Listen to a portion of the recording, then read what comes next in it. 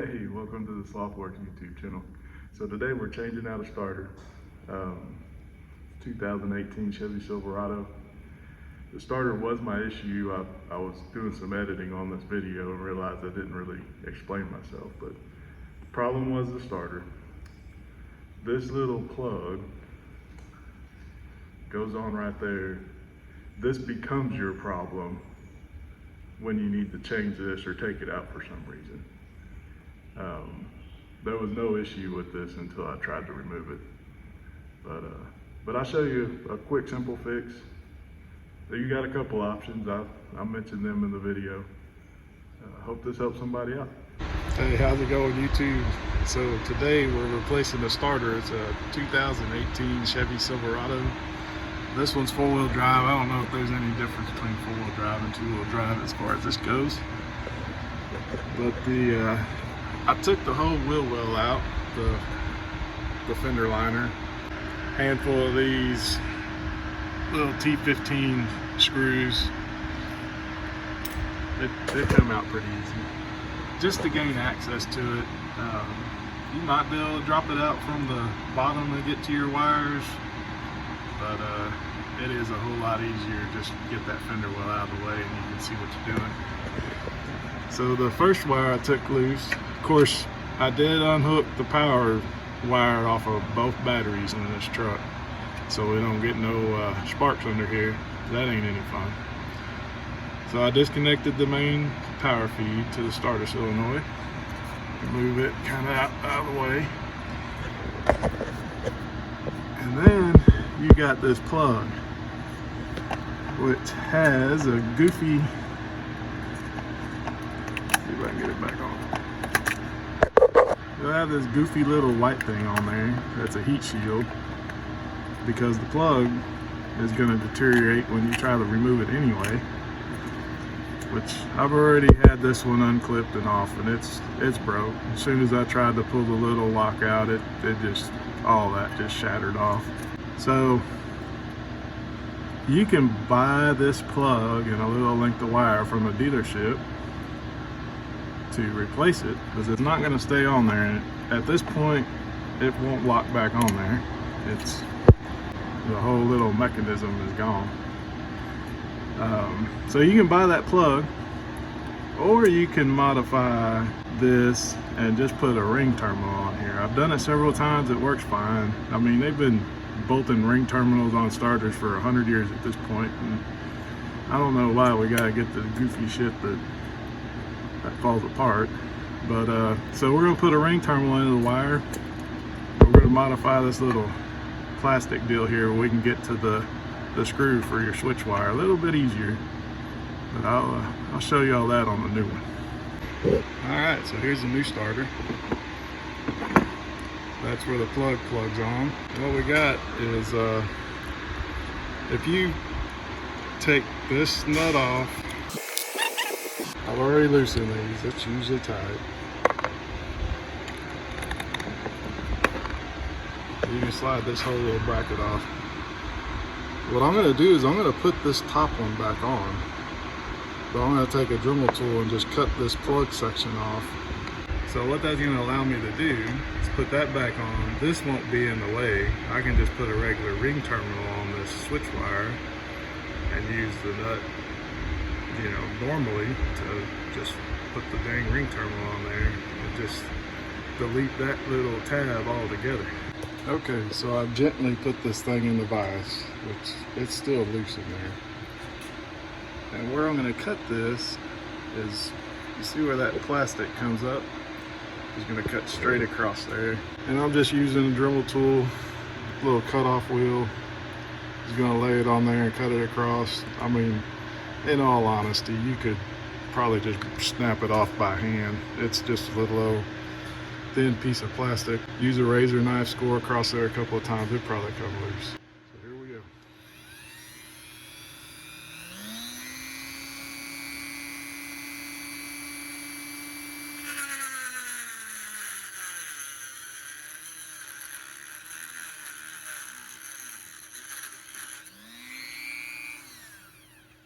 So there we go.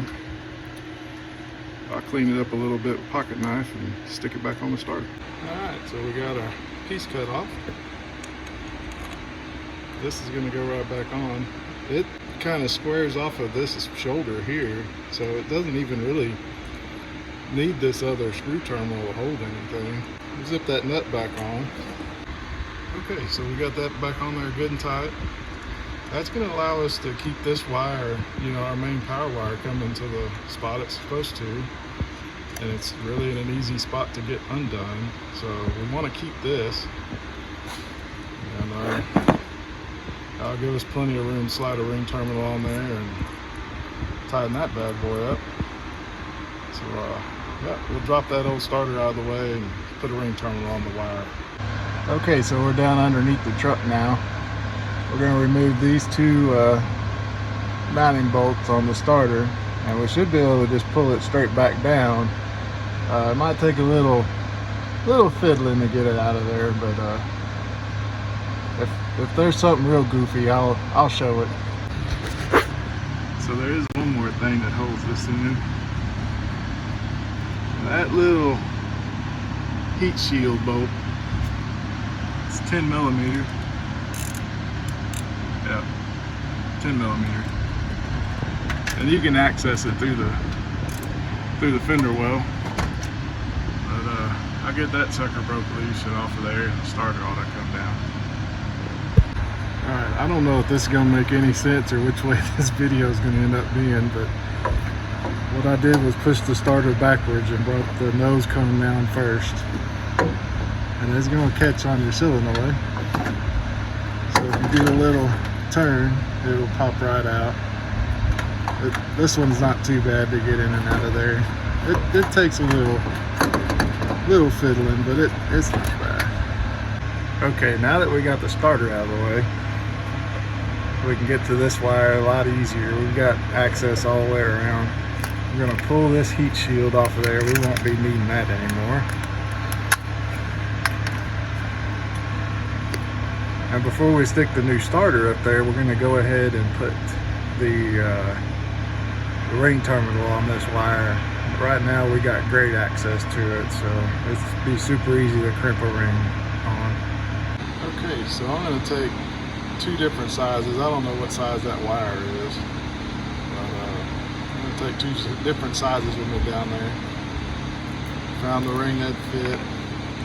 I didn't have one in this size, so all I did was just cut this right down the middle and then bend it out a little bit. And now it's going to fit just fine and work just fine. It won't come off there once that nut's tight. Another good thing to do when you got your old one back out is just verify that they're the same. Mounting bolts are the same. You got the little lug here for that heat shield to tie on. Solenoid and the wire lugs are in the same spot. Obviously we ditched this one, we're going with a ring terminal. But yeah, just verify it before you struggle to get the thing back up there and end up with it being the wrong dang starter. Just makes life a little easier sometimes. Okay, so I'm going to cut this off right at the base of that plug, trying to keep as much of that wire as possible. It's going to take me both hands, so I'm going to go ahead and cut this, strip it, and get that ring on there. But that's where I'm going to cut it. If there's still a little bit of the crimp on part of that wire, I'll just snip it off. Just trying to keep as much of that wire as possible. Okay, so it's on. The yellow ring terminal fits that wire size great. Be careful stripping it and crimping the new end on. It's without that starter in the way, there's quite a bit of room to work with, but it's still a little tight. Just like with anything else, get both bolts started in there while it's loose, and you can ensure you're getting those bolts in the holes straight. You don't want to cross thread them. But yeah, once they're both in there, then you can just snug them up. Just kind of go back and forth. Don't tighten one down super tight and then the other. Just creep up on it. Alright, all our starter mounting bolts are back in place. We're going to tighten up this heat shield bolt. gotta remember to do that if it's got one on it, or you're gonna be hating that guy that put your starter in on your next road trip and that little heat shield vibrating around making noise. There we go. Got access to our wires here, or our terminals. And we'll fish them suckers out and get them put on. There's our ring. It'll go on. No problem.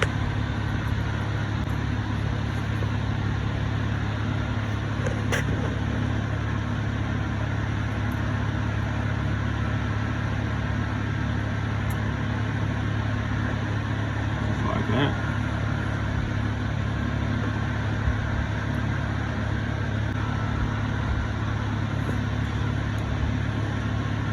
Well, you're not going to see much with my arm in the way trying to tighten it down, but it's on there. I'm going to snug it down. I'll go ahead and put our main power wire back on while I'm here. But you can see it, that cutout leaves you plenty of room for your ring terminal. You got plenty of room from your exhaust.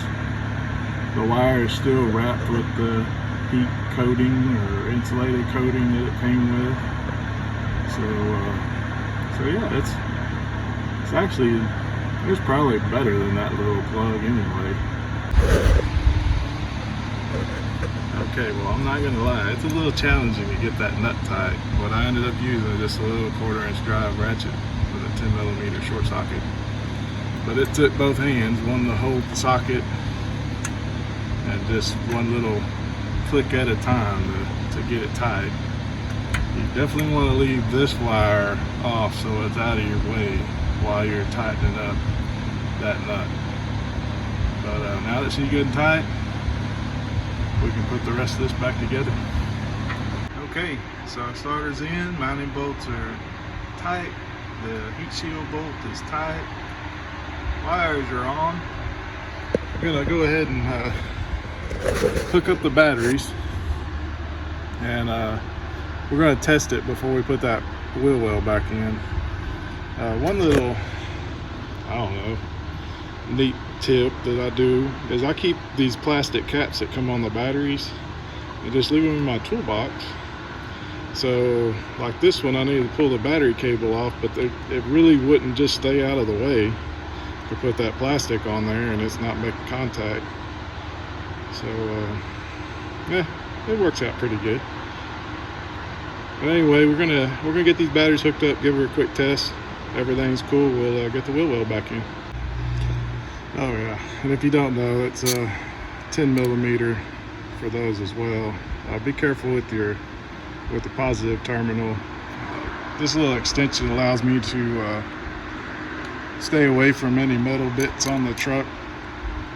But anytime you're dealing with hooking up your battery, especially once that ground wire's on, you don't want to short it out against some other metal.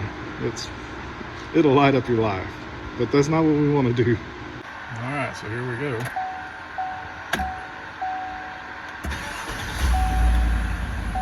Oh yeah, she's starting up good and strong now. It was getting a little weak,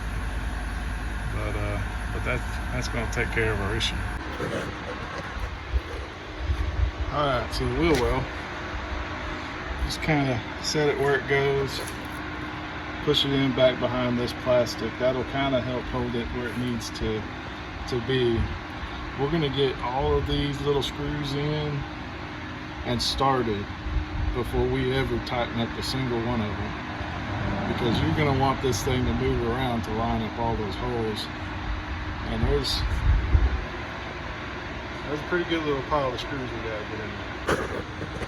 All right, well, where they go, they're all in. They're all still loose. So what I'm going to do is I'm going to start across these top ones.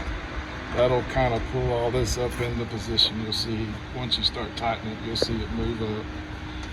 And then we'll go down the front and the back and tighten up all these. I'm going to do it with the driver, but I'm not going to snug them all the way down with that. I just don't want to strip out all them little clips. So I just have a T15 torch driver I'll use this to snug them down by hand. But yeah, that'll finish up this project. Hope some of this is helpful to you if you're working on this generation of Chevy Silverado. But yeah, it's really easy to get to if you get this liner out of here. You can just fold it back and get your hand in there, but man, it's a pain. For me, it don't take very long to take all these screws out, put them back in. I mean, you're talking a couple minute little deal. And if you're doing this in your driveway, why not make it easy? But anyway, thanks for watching. We'll catch you later on the next one. And of course, torque to factory specs. Didn't like that at all. Just eliminate that little piece of crap plug altogether.